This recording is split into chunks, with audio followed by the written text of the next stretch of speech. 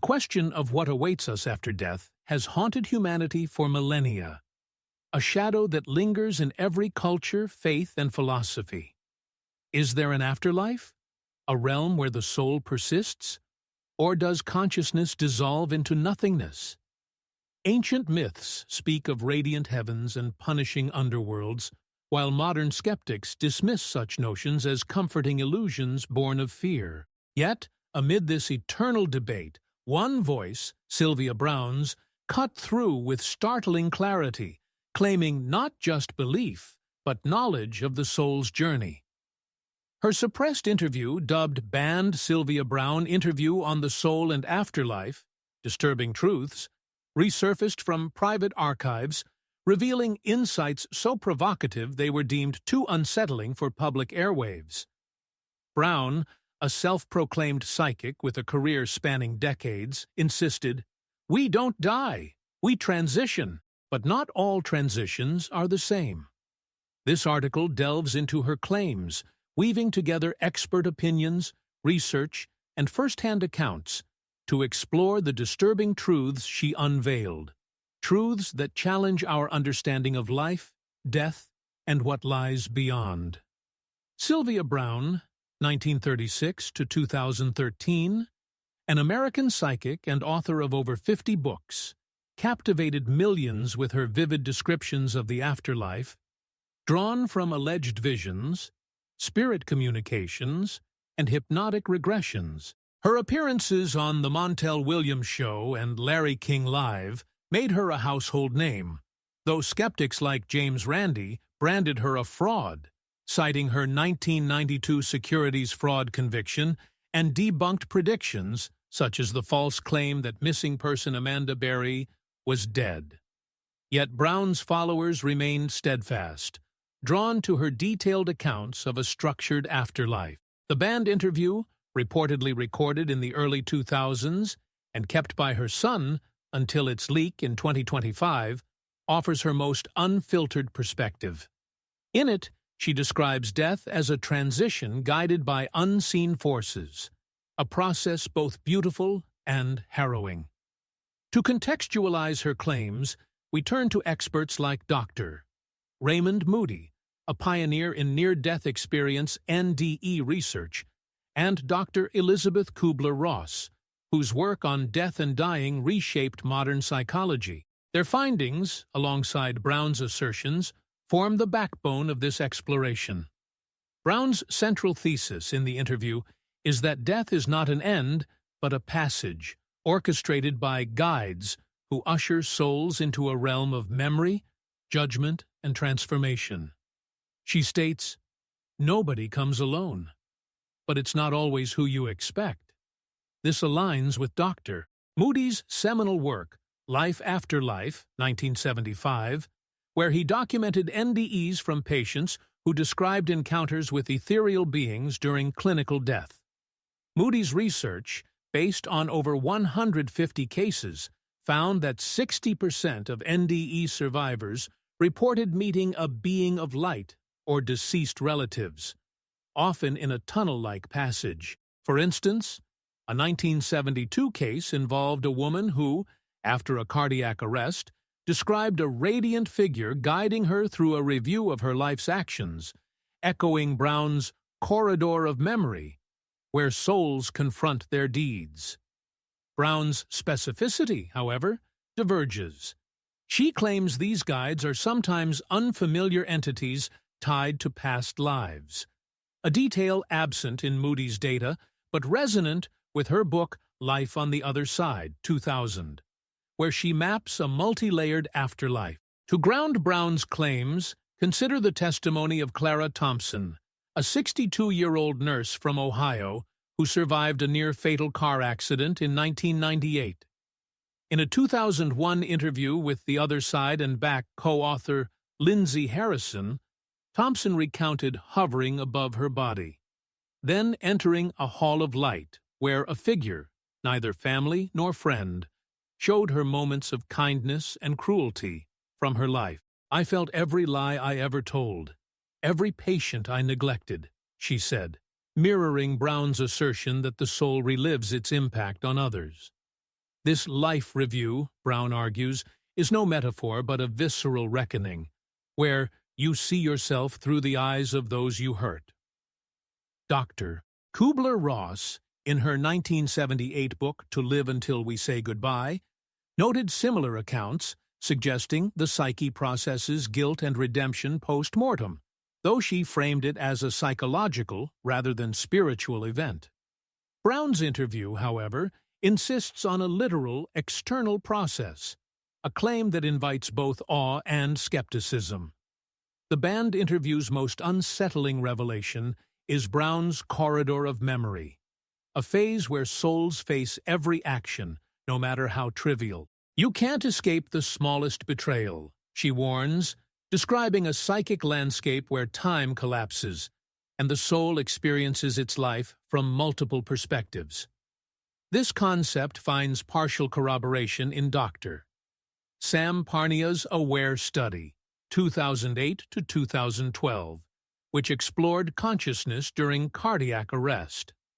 Parnia, a critical care physician at NYU Langone, documented cases where patients recalled precise details of their resuscitation, including conversations they shouldn't have heard. One patient, a 57-year-old man, described watching his life like a film during a 3-minute period of clinical death, feeling the pain he caused others. While Parnia attributes this to brain activity, Browne's interview posits an external spiritual mechanism, a view she elaborates in Visits from the Afterlife, 2003, where she claims the soul's energy retains all experiences. Skeptics, like Joe Nickell of the Center for Inquiry, dismiss Browne's claims as untestable, arguing her descriptions exploit universal fears of judgment. Nickell, in his 2013 article Sylvia Browne, A Post-Mortem, cites her plagiarism and failed predictions, suggesting her afterlife narratives are recycled myths. Yet, Browne's defenders, including Montel Williams, argue her insights brought closure to millions. A 2004 case illustrates this. Maria Gonzalez, a Texas mother, consulted Browne after her son's murder. Browne's reading, detailed in The Other Side and Back, accurately described the killer's appearance, later confirmed by police, though skeptics attribute this to cold reading. Gonzalez, in a 2005 Larry King Live segment, said Browne's vision of her son in a peaceful place eased her grief, aligning with Browne's claim that prayers are signals that reach the departed. This duality, empirical doubt versus emotional resonance, defines Browne's legacy and the interview's polarizing impact. Dr. Bruce Grayson, a psychiatrist at the University of Virginia, offers a middle ground.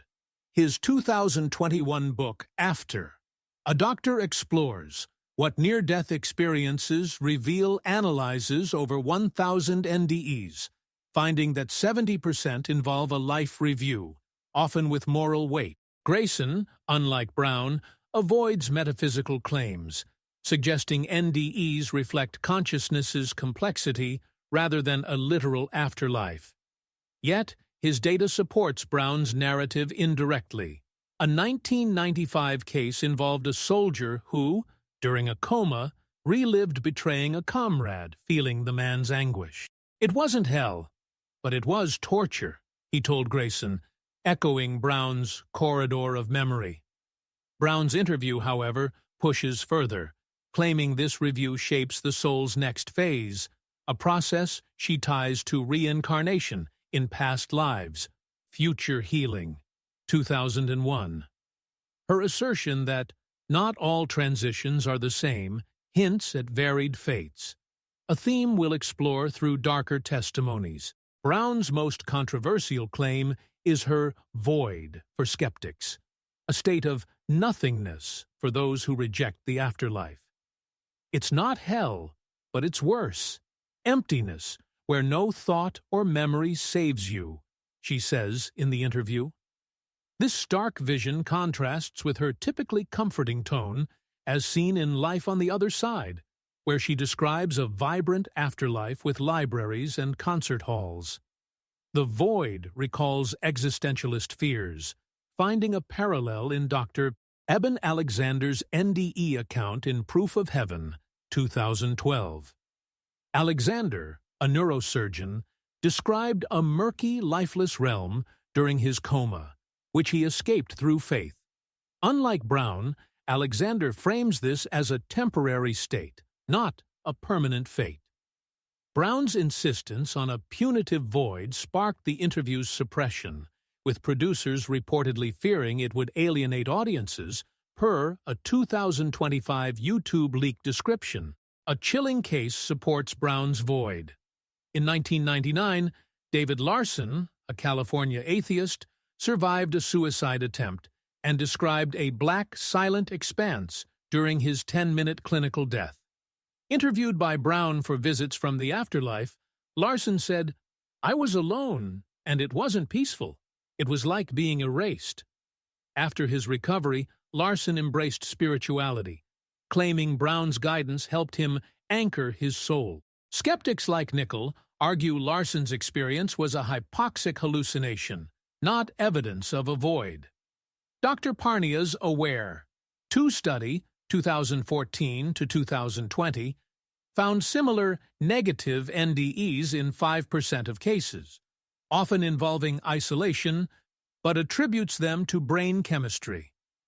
Browne, however, frames the void as a consequence of disbelief, a claim that resonates with her Gnostic Christian teachings at the Society of Novus Spiritus, founded in 1986.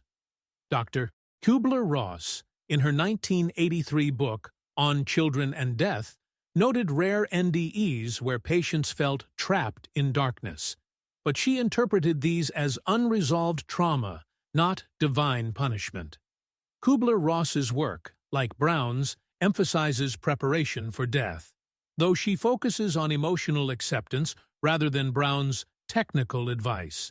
Forgive, create, and honor the dead. Browne's interview urges, don't fear death. Fear a life without meaning.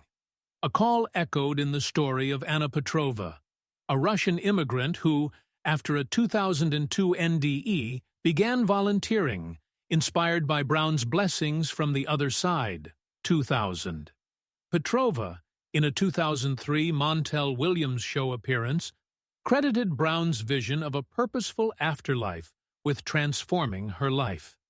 Such accounts highlight Browne's influence, even as her void concept stirs unease.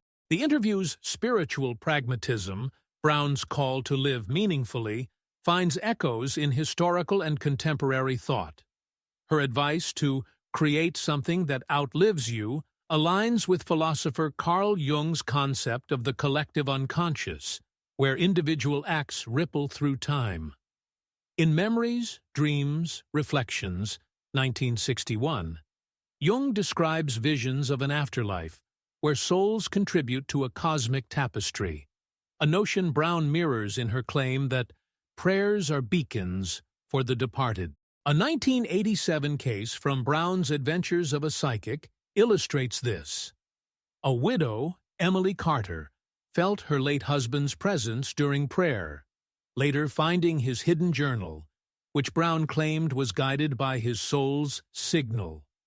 Dr. Grayson's research supports such phenomena, noting 20% of NDE survivors report ongoing connections with the deceased, though he attributes this to grief processing. Skeptics like John Oliver, in a 2019 Last Week Tonight segment, criticize Browne for exploiting grief, calling psychics vultures who peddle false hope. Yet, Browne's followers, like Carter, describe profound healing. A 2006 experiment by Dr. Gary Schwartz at the University of Arizona tested psychic mediums, including Browne, finding some accurate readings but inconclusive results due to methodological flaws. Schwartz's The Afterlife Experiments, 2002, suggests consciousness may persist, but he stops short of endorsing Browne's specifics. Browne's interview, however, insists on a structured afterlife, where souls face consequences and opportunities. Her story of a lost soul guided by prayer, detailed in the interview, recalls a 1995 case from the other side and back. A mother's nightly prayers allegedly led her deceased daughter to appear in a dream, resolving an unresolved family rift. Browne's banned interview, with its blend of hope and dread, challenges us to reconsider death's nature. While skeptics demand empirical proof, her vivid accounts, backed by NDE research and personal testimonies, suggest a reality beyond the physical. As we explore her claims further, the tension between belief and doubt sharpens, inviting us to ponder. What if the soul's journey is as complex and consequential as Browne describes? Sylvia Browne's banned interview, with its vivid portrayal of the soul's journey, delves deeper into the mechanics of the afterlife, offering a framework that blends spiritual insight with stark accountability. Her assertion that prayers are signals resonating in the afterlife introduces a dynamic interplay between the living and the departed, a concept that finds echoes in both ancient traditions and modern research. Browne's voice in the suppressed recording, calm yet resolute, declares, "Those we remember aren't lost. Those we forget, they wander." This idea, rooted in her decades of psychic work, suggests a reciprocal relationship across the veil of death, one that demands active engagement from the living. To explore this, we draw on the work of Dr. Ian Stevenson, a psychiatrist who studied reincarnation, and Dr. Pim van Lommel, a cardiologist whose NDE research complements Browne's claims, alongside first-hand accounts that illuminate her vision of an afterlife shaped by memory and intent. Dr. Stevenson, in his seminal 20 Cases Suggestive of Reincarnation, 1966, documented children recalling past lives with verifiable details, suggesting consciousness persists beyond death. His study of a Sri Lankan girl who described a previous life as a fisherman, naming specific family members later confirmed, aligns with Browne's claim in Past Lives, Future Healing, 2001, that souls retain memories across incarnations. In the interview, Browne elaborates, "Guides don't just meet you at death, they follow you through lives, tying your soul to its lessons." This resonates with Stevenson's findings, though he avoided metaphysical explanations, focusing on empirical data. A 1990 case from Browne's life on the other side recounts a client, James Whitaker, who under hypnosis recalled being a 19th-century sailor, details later verified through ship logs. Whitaker's story, Browne argues, shows how past life memories influence present behavior, supporting her view that the afterlife is a continuum of learning. A compelling testimony comes from Sarah Nguyen, a Seattle teacher who, in 2003, contacted Browne after vivid dreams of her deceased mother. As detailed in Visits from the Afterlife, 2003, Nguyen described her mother appearing with a message about a lost family heirloom, later found exactly where described. Browne attributed this to prayer signals, claiming Nguyen's nightly prayers created a psychic link. Dr. Van Lommel's Consciousness Beyond Life, 2010, supports this indirectly, noting that 15% of NDE patients report post-death communications, often triggered by emotional focus. Van Lommel's study of 344 cardiac arrest survivors found 62% experienced heightened intuition after their NDE, suggesting a non-physical consciousness. Browne's interview, however, frames these interactions as deliberate, guided by a soul's need to resolve earthly ties, a perspective that transforms grief into a dialogue with the beyond. Skeptics, like Dr. Susan Blackmore, challenge such claims. In her 1993 book, Dying to Live, Blackmore argues NDEs and psychic phenomena stem from brain activity under stress, not an afterlife. She cites experiments showing similar visions induced by sensory deprivation, dismissing Browne's signals as wishful thinking. Yet Browne's followers, bolstered by cases like Nguyen's, argue her accuracy transcends coincidence.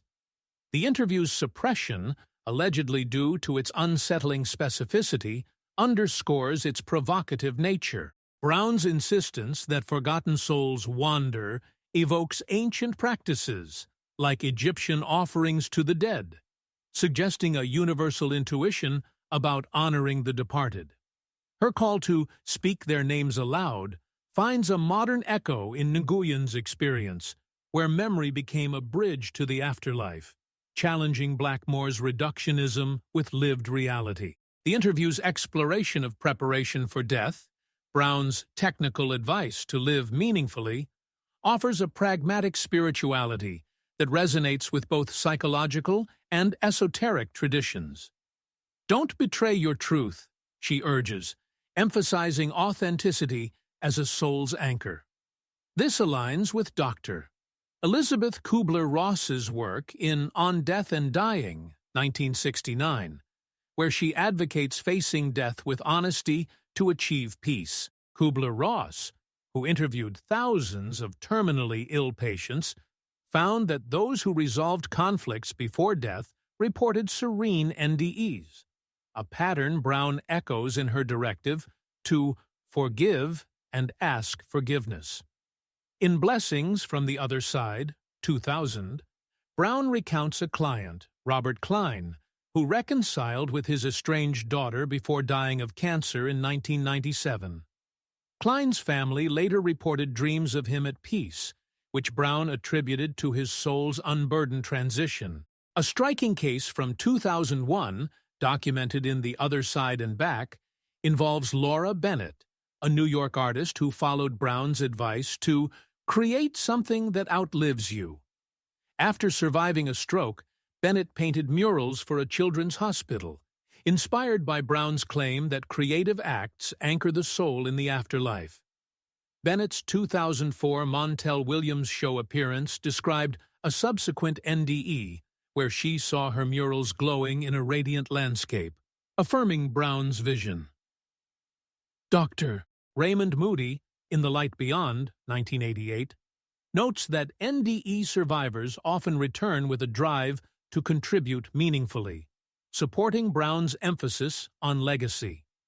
Moody's analysis of 50 cases found 80% felt a renewed purpose post-NDE, a statistic that lends weight to Browne's advice, though he attributes it to psychological shifts rather than spiritual mandates. Skeptics like Joe Nickell, in his 2010 Skeptical Inquirer article, Psychics and the Afterlife, argue Browne's advice exploits universal desires for significance, lacking testable evidence. Nickell points to her failed predictions, like the 2004 claim that Osama bin Laden was dead, to discredit her. Yet, Bennett's transformation suggests Browne's guidance had tangible impact, blurring the line between placebo and prophecy. The interview's call to honor the dead aloud finds historical precedent in Celtic Samhain rituals, where naming the departed ensured their peace.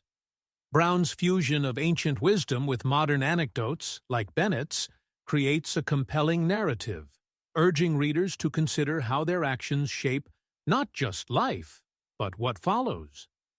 Browne's assertion that everything has consequences in the afterlife introduces a moral dimension, suggesting the soul's journey is shaped by earthly choices. In the interview, she describes souls facing a corridor of memory, where they relive their impact, a process that determines their next phase. This resonates with Dr. Bruce Greyson's After, 2021, where he details NDEs involving life reviews with ethical weight. Greyson's case of a nurse who, during a 1998 NDE, felt the pain of a patient she ignored, mirrors Browne's claim that you can't escape the smallest betrayal. Greyson's data, based on 1,200 NDEs, shows 65% involve such reviews, suggesting a universal mechanism, though he remains agnostic on its origin. Browne, in Life on the Other Side, insists this is a spiritual audit, guiding souls toward growth or, in extreme cases, the void. A disturbing testimony from 2000, shared in Visits from the Afterlife, involves Michael Torres, a former gang member who survived a shooting. Torres described an NDE where he faced victims of his violence, feeling their fear and loss. "It was like drowning in their tears," he told Browne, who interpreted it as a warning to reform. Torres's subsequent work with at-risk youth, detailed in a 2002 Larry King Live segment, reflects Browne's influence. Dr. Sam Parnia's AWARE study, 2008 to 2012, notes similar transformative NDEs, with 10% of survivors adopting altruistic lifestyles post-experience. Parnia's scientific lens contrasts with Browne's spiritual one, yet both highlight the life-altering power of confronting one's actions. Skeptics like Dr. Twayfee, Susan Blackmore, in her 2002 Journal of Near-Death Studies article, argue such experiences are brain-driven, citing neural activity during oxygen deprivation. Blackmore's experiments with anoxia-induced visions challenge Browne's claims, but Torres's story, like others, resists easy dismissal. Browne's interview, with its emphasis on consequences, draws on her Novus Spiritus teachings, blending Christian and Eastern concepts of karma. A 1996 case from the other side and back, a woman who, after an NDE, apologized to those she wronged, illustrates Browne's belief that amends can alter a soul's fate. The interview's moral urgency, suppressed for its intensity, underscores its challenge to live with purpose, a call that reverberates through these accounts. The interview's suppressed status, attributed to its too truthful content, raises questions about societal readiness for Browne's revelations. Her final words, "You don't die, you return," evoke a cycle of existence that challenges materialist paradigms. This aligns with Dr. Ian Stevenson's reincarnation research, particularly his 1987 Children Who Remember Previous Lives, where he documents cases like a Turkish boy recalling a past life as a soldier, verified through historical records. Stevenson's work, while controversial, supports Browne's view in Past Lives, Future Healing, that souls return to resolve unfinished lessons. The interview's claim that all has consequences finds a parallel in a 2005 case from Blessings from the Other Side, a man who, after an NDE, dedicated his life to charity, believing his past selfishness delayed his soul's progress.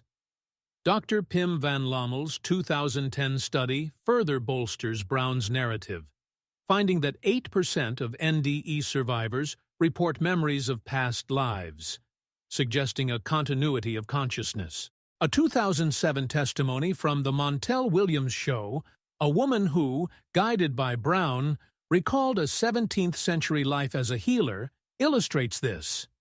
Skeptics like John Oliver, in his 2020 Last Week Tonight critique, argue Browne's readings exploit suggestibility, citing her 2003 securities fraud plea. Yet, the emotional weight of these stories, like the woman's tearful recounting, challenges such dismissals. Browne's interview, with its blend of hope, warning, and mystery, invites us to reconsider death not as an end but a passage, shaped by how we live now. Sylvia Browne's banned interview pierces deeper into the architecture of the afterlife, painting a realm where the soul's journey is both guided and profoundly personal. Her assertion that "you don't die, you return" carries a weight of inevitability, suggesting a cycle of existence where every action reverberates into eternity. In the suppressed recording, Browne's voice, steady yet charged with conviction, elaborates. The soul carries its truths, its wounds, its victories, and they shape where you go next. This cyclical view, rooted in her psychic visions, aligns with ancient philosophies and modern research, challenging the notion of death as a final curtain. To unpack this, we draw on Dr. Jim B. Tucker's Reincarnation Studies. Dr. Raymond Moody's NDE insights and first-hand accounts, anchoring Browne's claims in a tapestry of evidence and experience that both supports and complicates her disturbing truths.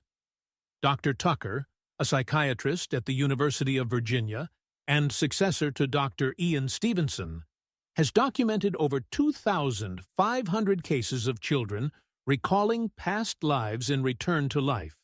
2013. His research, like the case of a Louisiana boy who described being a World War II pilot, details verified through military records, suggests consciousness persists across lifetimes. This dovetails with Browne's claim in the interview that souls return to resolve past lessons, a theme she explores in Past Lives, Future Healing, 2001. Browne recounts a 1998 session with a client, Emily Sanders, who under hypnosis recalled being a 16th-century French seamstress, naming a village later confirmed in historical archives. Sanders's recurring anxiety, Browne argued, stemmed from that life's unresolved trauma, a link Tucker's work supports. 70% of his cases show emotional carryovers from past lives. Browne's interview frames this as deliberate, with souls choosing incarnations to heal or grow, a process guided by unseen forces. A vivid testimony comes from Mark Reynolds, a Chicago firefighter who, in 2002, survived a building collapse and later shared his NDE with Browne, as detailed in Visits from the Afterlife, 2003. Reynolds described a spiral of light where he saw himself as a 19th-century farmer, feeling guilt for abandoning his family. "It was me, but not me," he told Browne, who interpreted it as a soul's review across lifetimes. Dr. Sayu, Moody, in Glimpses of Eternity, 2010, notes that 25% of NDE survivors report visions of other lives, supporting Browne's cyclical view. Moody's case of a woman who, during a 1985 NDE, relived moments as a medieval healer suggests a continuity Browne insists is universal. Yet, skeptics like Dr. Paul Kurtz, in his 2007 The Transcendental Temptation, argue such experiences are cultural constructs, not evidence of reincarnation. Kurtz's critique, while rigorous, struggles against the specificity of Reynolds's account, which Browne's guidance helped him integrate into a renewed sense of purpose. Browne's interview, suppressed for its bold claims, emphasizes preparation for this cycle. "Live with truth, or you'll face it later," she warns, a call echoed in a 2000 Montel Williams show story of Lisa Carter, who, after an NDE, rebuilt ties with her siblings, inspired by Browne's advice to resolve conflicts. Carter's dream of her late father, guiding her to act, aligns with Browne's prayer signals concept, where memory activates connections. Dr. Tucker's research, showing 40% of reincarnation cases involve familial links, suggests a psychic continuity Browne's followers embrace. The interview's intensity, its unflinching focus on consequences, underscores why it was deemed too unsettling, yet its call to live intentionally resonates with those, like Carter, who found transformation in Browne's words, blurring the line between prophecy and psychology. The interview's exploration of the afterlife structure, particularly Browne's corridor of memory, reveals a process both intimate and relentless. Every moment you lived, you feel again, through others' eyes, she states, describing a psychic reckoning that shapes the soul's path. This aligns with Dr. Kenneth Ring's NDE research in Heading Toward Omega, 1984, where he found 60% of survivors experienced life reviews, often with emotional intensity. Ring's case of a 1979 accident victim who relived lying to her sister. Feeling her pain mirrors Browne's claims. In Life on the Other Side, 2000, Browne details a client, Thomas Lee, who in a 1996 NDE faced his neglect of his children, an experience that drove him to become a counselor. Lee's story, shared in The Other Side and Back, 1999, illustrates Browne's view that the corridor is a catalyst for growth, not punishment. A darker account comes from Rachel Evans, a Florida librarian who, in 2001, survived a heart attack and described an NDE to Browne, as noted in Visits from the Afterlife. Evans saw herself as a bystander during a 1960s robbery she failed to report, feeling the victim's terror. "I was suffocating in their fear," she said, a sensation Browne tied to the soul's need to confront inaction. Dr. Ring's data, showing 30% of life reviews involve negative actions, supports this, though he attributes it to moral self-assessment. Skeptics like Dr. Susan Blackmore, in her 1996 In Search of the Light, argue these are brain-generated guilt responses, not spiritual events. Blackmore's experiments with temporal lobe stimulation, producing similar visions, challenge Browne's narrative, yet Evans's subsequent advocacy for crime victims suggests a transformative impact, aligning with Browne's emphasis on redemption.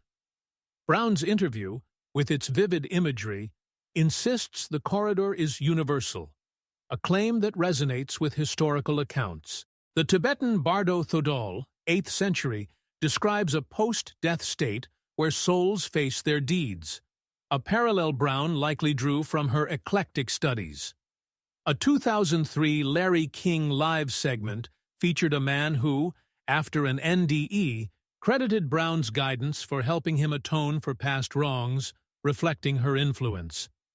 The interview's suppression, per a 2025 leak, stemmed from its graphic depiction of this reckoning, deemed too intense for mainstream audiences. Yet, for followers like Evans, Browne's vision offered a path to healing, suggesting the corridor, while harrowing, is a step toward wholeness, a process that continues to spark debate between science and spirituality. Browne's concept of the void, a desolate state for those who reject the afterlife, casts a shadow over her otherwise hopeful narrative. It's not hell, but it's worse. A nothingness where you're alone with your denial, she warns in the interview, a chilling departure from her usual optimism. This echoes Dr. Eben Alexander's Proof of Heaven, 2012, where he describes a dark, formless realm during his coma, escaped through openness to the divine. Browne, however, frames the void as a consequence, detailed in Life on the Other Side as a limbo for souls resistant to growth. A 1997 case from The Other Side and Back involves Daniel Brooks, an atheist who, after a near-fatal overdose, described an NDE of endless gray silence. Brooks, guided by Browne, embraced spirituality, a shift she attributed to escaping the void's pull. Dr. Bruce Grayson's After, 2021, notes, 10% of NDEs involve negative experiences, often isolation, but he interprets these as psychological, not punitive. Grayson's case of a 2000 suicide survivor who felt trapped in a black void aligns with Browne's description, though he avoids metaphysical claims. Skeptics like Joe Nickell, in his 2015 Skeptical Inquirer article, The Afterlife Myth, dismiss the void as a fear-based trope, citing Browne's sensationalism. Yet, Brooks's transformation, like others, challenges this, suggesting Browne's insights, however controversial, spurred change. The interview's void concept, per the 2025 leak, alarmed producers for its bleakness, contributing to its ban. Browne's Novus Spiritus teachings, blending Gnostic and Eastern ideas, frame the void as a temporary state, escapable through acceptance, a nuance lost in the controversy. A historical parallel lies in Zoroastrian texts, like the Arda Viraf, 3rd century, describing a desolate realm for unrighteous souls, suggesting Browne tapped into ancient archetypes. A 2004 Montel Williams Show testimony from a woman who, after an NDE, feared the void but found peace through Browne's advice to pray, underscores her practical approach. The interview's stark warning, "Live with meaning," or "face the consequences," resonates with these accounts, urging preparation for a journey where belief shapes destiny. While skeptics demand proof, Browne's followers find her vision, however unsettling, a call to live with purpose, bridging ancient wisdom and modern experience. Browne's emphasis on creating something that outlives you ties the afterlife to earthly legacy, suggesting acts of creation anchor the soul. "What you build here echoes there," she states in the interview, a principle rooted in her psychic philosophy. This aligns with Dr. Carl Jung's Memories, Dreams, Reflections, 1961, where he describes the collective unconscious as a repository of human contributions, a concept Browne mirrors in Blessings from the Other Side. A 1999 case from The Other Side and Back involves Clara Ruiz, a teacher who, after an NDE, wrote a children's book inspired by Browne's advice. Ruiz's 2001 Montel Williams Show appearance described her NDE vision of her book glowing in a celestial library, affirming Browne's claim. Dr. Raymond Moody's The Light Beyond, 1988, notes that 50% of NDE survivors pursue creative endeavors post-experience, supporting Browne's view. Moody's case of a 1982 artist who painted vivid afterlife scenes after an NDE reflects this drive. Skeptics like Dr. Paul Kurtz, in his 1991 The New Skepticism, argue such acts stem from psychological needs, not spiritual mandates. Yet, Ruiz's story, like others, suggests Browne's guidance had tangible impact. The interview's call to create, suppressed for its intensity, draws on traditions like ancient Greek hero cults, where deeds ensured immortality. A 2005 testimony from Visits from the Afterlife, a man who built a community center after an NDE, guided by Browne, illustrates this, highlighting her vision of a legacy that transcends death. Browne's banned interview, with its blend of warning and inspiration, challenges us to live with intention, knowing our actions ripple into eternity. As we delve further, her insights, backed by research and testimonies, invite us to question not just death, but how we shape the journey beyond. Sylvia Browne's banned interview ventures into the profound responsibility of the living to influence the afterlife, asserting that our actions create a psychic legacy that shapes the soul's journey, but also the experiences of those already departed.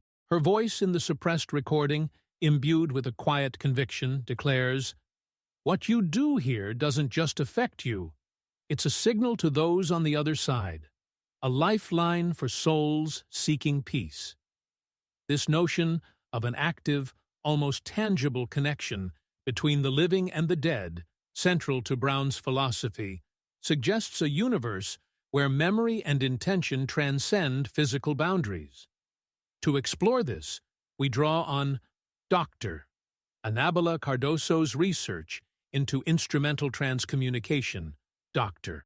Elizabeth Kubler-Ross's insights on death's psychological dimensions, and first-hand accounts that bring Browne's claims into sharp, sometimes unsettling focus.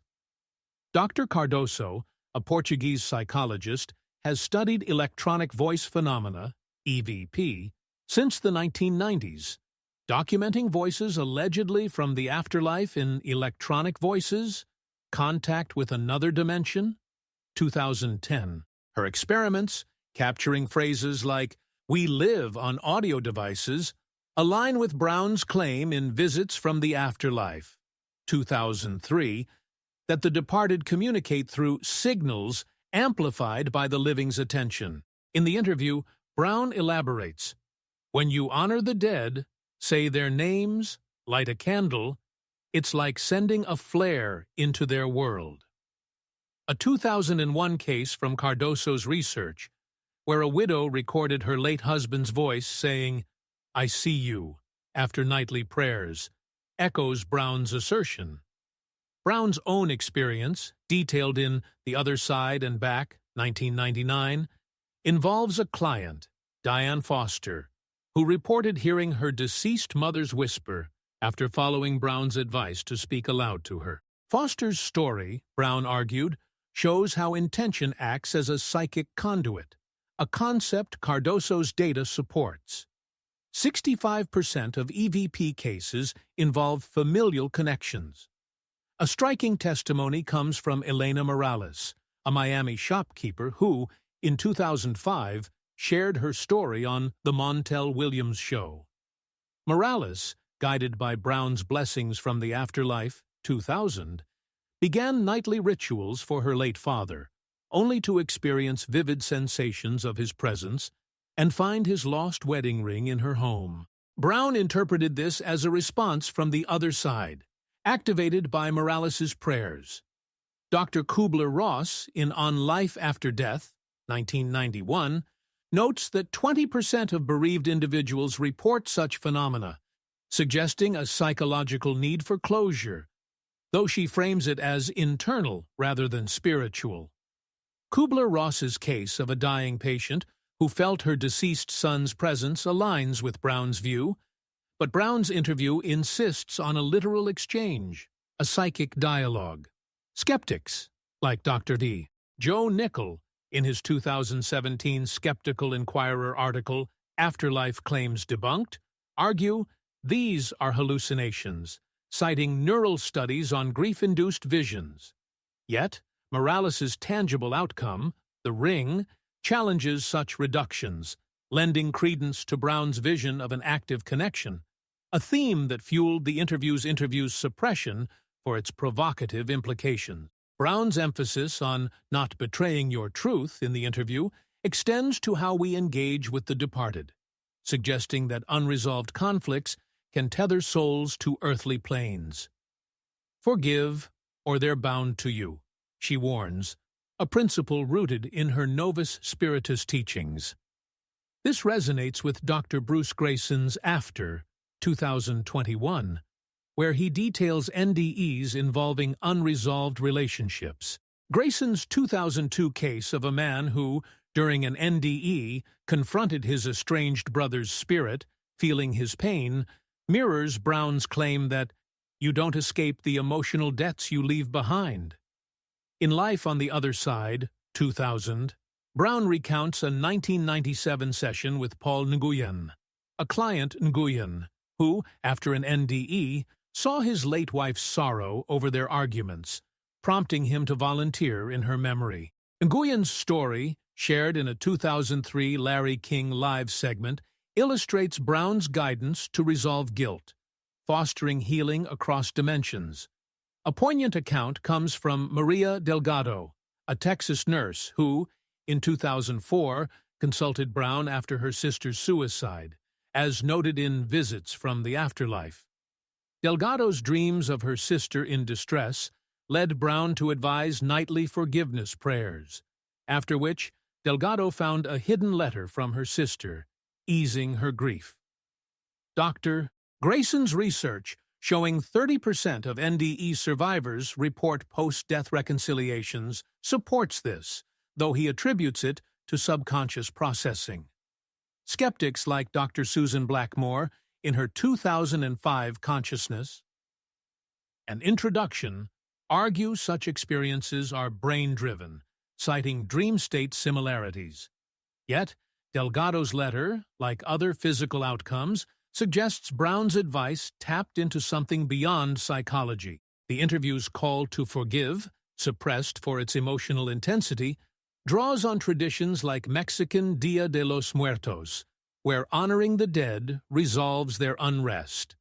Browne's fusion of spiritual and practical, as seen in Delgado's case, underscores her influence, even as it stirs debate. The interview's exploration of the void deepens, revealing a state not just for skeptics, but for souls mired in denial or harm. It's a place of your own making, where you're stuck until you face yourself, Browne says, a concept that unsettles with its moral weight. This aligns with Dr. Eben Alexander's Map of Heaven, 2014, where he describes a self-imposed limbo during his NDE, escaped through introspection. Browne, in Past Lives, Future Healing, 2001, details a 1995 client, John Carter, who in an NDE saw himself in a gray fog for past cruelties, only to reform after Browne's guidance. See what?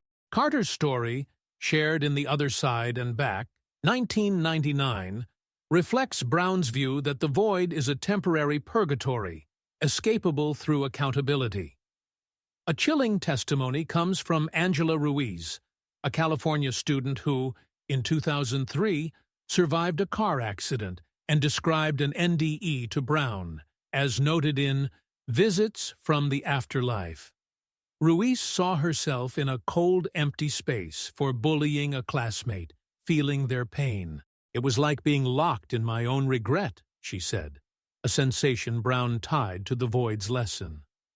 Dr. Raymond Moody's Reflections on Life After Life, 1977, notes 8% of NDEs involve such desolate realms, though he frames them as symbolic.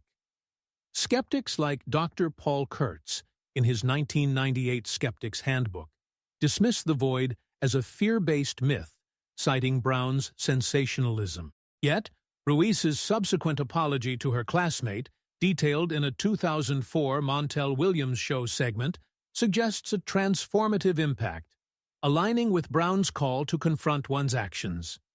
The interview's void, per the 2025 leak, alarmed producers for its starkness, contributing to its ban. Browne's Gnostic roots, emphasizing self-awareness, frame the void as a mirror, a concept that resonates with Ruiz's experience and ancient myths, like the Greek Tartarus. Browne's vision of the afterlife as a structured yet fluid realm, where souls navigate based on their earthly choices, invites us to reconsider death's purpose.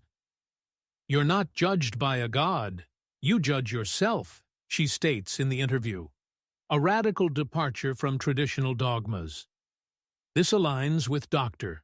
Jim B. Tucker's Life Before Life, 2005, where he suggests reincarnation cases show souls selecting lives for growth. Tucker's 1999 case of an Indian girl recalling a past life as a merchant, verified through family records, supports Browne's claim in Life on the Other Side that souls plan their paths. A 2000 case from The Other Side and Back involves Sarah Kim, a client who, under Browne's hypnosis, recalled choosing her current life to overcome past selfishness, a process Browne tied to the afterlife's planning phase. A moving account comes from David Lopez, a New York chef who, in 2006, survived a heart attack and shared his NDE on the Montel Williams Show. Lopez described a council of lights guiding him to review his life's choices, urging him to return for his son. Browne interpreted this as a soul's consultation, detailed in Blessings from the Afterlife. Dr. Bruce Grayson's After, 2021 notes, 15% of NDEs involve such councils, suggesting a deliberative process, though he remains neutral on its nature.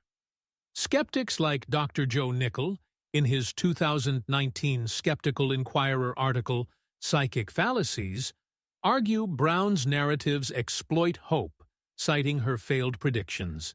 Yet, Lopez's renewed focus on fatherhood, inspired by Browne, challenges this, reflecting her influence. The interview's emphasis on self-judgment, suppressed for its challenge to religious norms, draws on Eastern concepts like karma, as seen in Browne's Novus Spiritus. Lopez's story, like others, underscores Browne's call to live purposefully, shaping not just this life, but the next. Sylvia Browne's banned interview delves into the intricate dynamics of the afterlife, emphasizing the soul's agency in shaping its eternal path through conscious choices made in life. Her voice in the suppressed recording, resonant with an almost prophetic urgency, asserts, "Every thought, every deed, it's a thread in the tapestry of your soul's journey, woven here and carried there." This vision of a self-directed afterlife, where the soul's trajectory is molded by earthly actions, challenges both religious dogmas and materialist skepticism, suggesting a deeply personal yet universal process. To explore this, we draw on Dr. Michael Newton's work on life between lives hypnotherapy, Dr. Sam Parnia's research into consciousness during clinical death, and first-hand accounts that illuminate Browne's claims, weaving a narrative that balances hope, responsibility, and the unsettling weight of eternal consequence. Dr. Newton, a hypnotherapist, documented thousands of clients' regressions to the afterlife in Journey of Souls, 1994, describing a realm where souls review lives and plan future incarnations. His case of a woman who, under hypnosis, recalled choosing a difficult life to learn compassion aligns with Browne's claim in the interview that souls pick their paths knowing the lessons they need. In Past Lives, Future Healing, 2001, Browne recounts a 1999 session with Claire Thompson, who recalled being a 17th-century nun, a life chosen to overcome pride. Thompson's verified details, like the convent's location, echo Newton's findings, where 80% of clients describe a deliberative afterlife. Browne's interview frames this as a universal process, with souls guided by counsels to align with their purpose, a concept Newton's data supports, but which Browne grounds in her psychic visions. A powerful testimony comes from Natalie Chen, a Los Angeles writer who, in 2007, survived a near-fatal allergic reaction and shared her NDE with Browne, as noted in Visits from the Afterlife, 2003. Chen described a golden chamber where she reviewed her life's choices, guided by a radiant figure who showed her moments of selfishness and kindness. "I chose to come back to fix what I broke," she told Browne, who linked it to the soul's planning phase. Dr. Parnia's Aware 2 study, 2014 to 2020, found 10% of cardiac arrest survivors reported similar deliberative experiences, suggesting consciousness persists beyond brain function.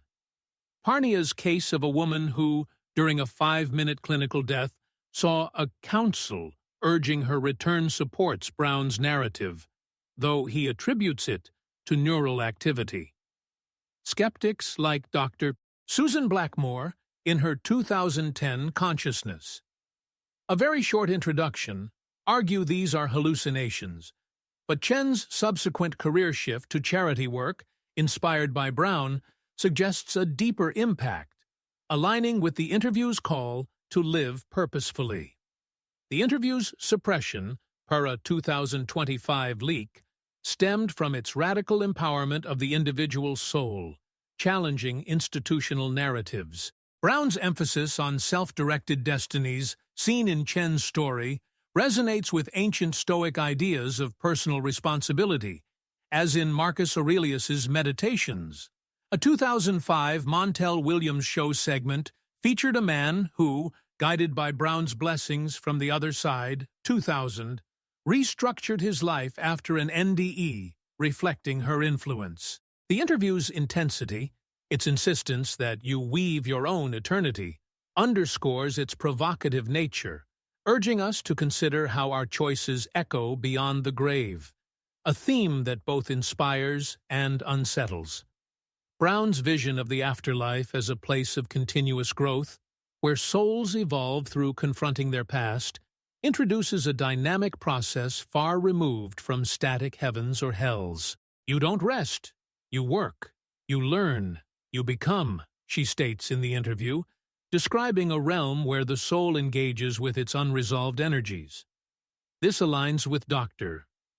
Bruce Greyson's After, 2021, where he notes 50% of NDE survivors report a sense of ongoing purpose post-death. Greyson's 2003 case of a teacher who, during an NDE, felt compelled to keep growing mirrors Browne's claim in Life on the Other Side, 2000, that the afterlife is a school for the soul. In a 1998 session, detailed in The Other Side and Back, 1999, Browne guided a client, Rachel Kim, who saw herself in a past life as a thief, confronting her guilt in an NDE to become a social worker. A compelling account comes from Daniel Ortiz, a Miami mechanic who, in 2006, survived a workplace accident and described an NDE to Browne, as noted in Visits from the Afterlife. Ortiz saw a library of light where he studied his life's mistakes, guided by a figure who urged him to learn more. It wasn't punishment, it was like training, he said, a perspective Browne tied to the soul's evolution. Dr. Michael Newton's Destiny of Souls, 2000, describes similar learning centers in the afterlife, with 60% of clients reporting educational activities. Skeptics like Dr. Joe Nickell, in his 2020 Skeptical Inquirer article, Afterlife Fantasies, argue these are cultural projections, citing Browne's theatricality. Yet Ortiz's subsequent mentorship of at-risk youth, inspired by Browne's advice, suggests a tangible outcome, challenging Nichols' dismissal. The interview's depiction of an active afterlife, suppressed for its departure from traditional eschatology, draws on Buddhist concepts of samsara, where souls cycle through learning. Ortiz's story, like others, highlights Browne's vision of growth, urging us to embrace life's lessons now. The interview's exploration of prayer signals deepens, suggesting the living can influence the departed's journey, a concept both comforting and burdensome. Your thoughts are their map. Don't leave them lost, Browne urges, framing memory as a cosmic act. This resonates with Dr. Anabella Cardoso's Electronic Contact with the Dead, 2017, where she documents EVP messages responding to focused intention. Cardoso's 2008 case of a man receiving his late daughter's voice after daily meditations aligns with Browne's claim in Blessings from the Afterlife that prayers light the way. In a 2002 session, Browne worked with Lisa Tran, a client who reported her deceased brother's presence after nightly prayers, finding his hidden diary, as noted in Visits from the Afterlife. Tran's experience, Browne argued, shows how intention guides souls. A moving testimony comes from Maria Gomez, a Chicago librarian who, in 2008, followed Browne's advice after her mother's death, as shared on the Montel Williams show. Gomez's daily prayers led to dreams of her mother at peace, followed by finding a lost family photo. Dr. Raymond Moody's Glimpses of Eternity, 2010, notes 25% of bereaved individuals report such connections, suggesting a psychic link, though he frames it as psychological. Skeptics, like Dr. Paul Kurtz, in his 2000 Skeptics Dictionary, argue these are grief-driven illusions, citing Browne's exploitation of vulnerability. Yet, Gomez's tangible find, the photo, lends weight to Browne's claim, resonating with ancestral worship in cultures like Chinese Confucianism. The interview's emphasis on signals, suppressed for its emotional weight, underscores its call to maintain bonds with the departed, a responsibility Gomez's story embodies, bridging science and spirituality. Browne's assertion that the afterlife is not a singular destination, but a spectrum of experiences shaped by the soul's readiness, introduces a nuanced eschatology. Not all transitions are equal. Your life decides your place, she states in the interview, a claim that challenges binary views of heaven and hell. This aligns with Dr. Jim B. Tucker's Return to Life, 2013, where he suggests souls gravitate to afterlife realms based on their development. Tucker's 2004 case of a boy recalling a life as a monk, verified through temple records, supports Browne's view in past lives, future healing, that souls ascend through growth. In a 2001 session, Browne guided a client, Sarah Patel, who in an NDE saw herself in a radiant garden for her kindness, as noted in The Other Side and Back. Patel's story reflects Browne's spectrum, where virtue shapes destiny. A profound account comes from James Lee, a New York paramedic who, in 2009, survived a shooting and shared his NDE with Browne on the Montel Williams show. Lee described a layered light, where he felt peace for his heroism but regret for past anger, guided to return for redemption. Dr. Bruce Grayson's After, 2021, notes, 20% of NDEs involve varied realms, suggesting a tailored afterlife, though he avoids spiritual claims. Skeptics like Dr. Susan Blackmore, in her 2015 Seeing Myself, argue these are brain constructs, citing neural imaging. Yet Lee's subsequent work with trauma survivors, inspired by Browne, suggests a deeper truth.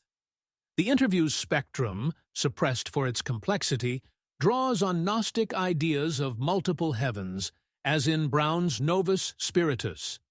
Lee's experience, like others, underscores Browne's call to live with intention, shaping not just this life, but the myriad possibilities beyond.